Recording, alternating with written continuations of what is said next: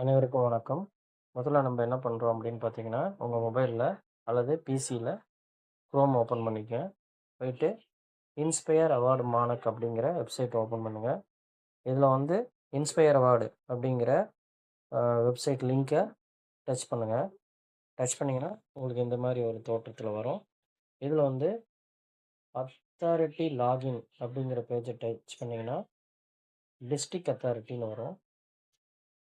இந்த டிஸ்ட்ரிக்ட் அத்தாரிட்டியில் பார்த்தீங்கன்னா லாகின்னு, new registration, அப்புறம் ரீசப்மிஷன் ஆஃப் ஓடிஆர் அப்படின்லாம் இருக்கும். நமக்கு வந்து பாஸ்வேர்டு மறந்தவங்களுக்கு, யூசர் நேம் மறந்தவங்களுக்கு தெரியறதுக்காக தான் இந்த வீடியோ.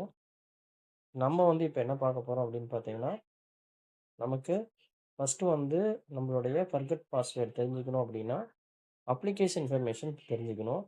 அதுக்காக அப்ளிகேஷன் இன்ஃபர்மேஷன் நம்ம டைப் பண்ணுறோம்.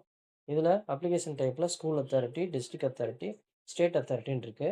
நம்ம டிஸ்ட்ரிக்ட் அத்தாரிட்டி போடுவோம். போட்டுட்டு யூடைஸ் நம்பர், அதாவது அப்ளிகேஷன் நம்பர் தெரிஞ்சால் போடலாம், மெயில் ஐடி தெரிஞ்சால் போடலாம், யூடைஸ் நம்பர் தெரிஞ்சால் போடலாம். நான் வந்து யூடைஸ் நம்பர் தெரியுது, அதனால் அதை பயன்படுத்துகிறேன்.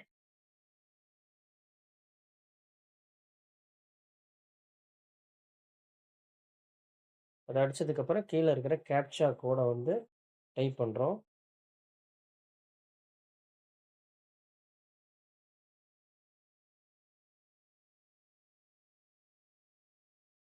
அடிச்சுட்டு சர்ச் கொடுக்குறோம். சர்ச் கொடுத்தோன்னே நம்மளுடைய ஸ்கூல் டீட்டெயிலு, நம்மளுடைய அப்ளிகேஷன் கோடு இதெல்லாம் வரும். அந்த அப்ளிகேஷன் கோடை வந்து நம்ம நோட் பண்ணி வச்சுக்கிறோம். நோட் பண்ணி வச்சுக்கிட்டு திரும்ப நம்ம என்ன பண்ணுறோம் அப்படின்னு பார்த்தீங்கன்னா, லாகின் பேஜுக்கு போகணும்.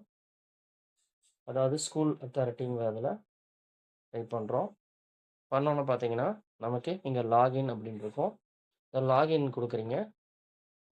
கொடுத்தோன்னே இதில் school name, user name, password இருக்கும்.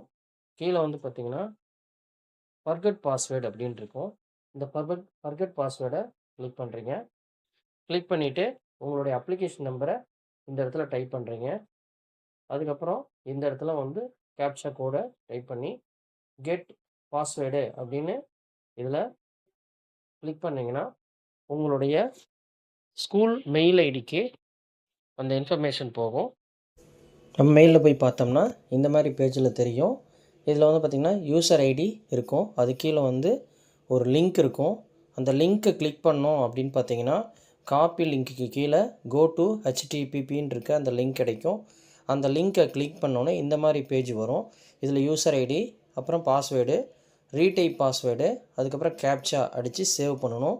சேவ் பண்ணி முடித்ததுக்கப்புறம் நமக்கு புதுசாக உருவாக்கியிருக்கிற யூசர் நேம், பாஸ்வேர்டு நமக்கு கிடைக்கும். அதை பயன்படுத்தி நம்ம அந்த இணையதளத்துக்கு செல்லலாம்.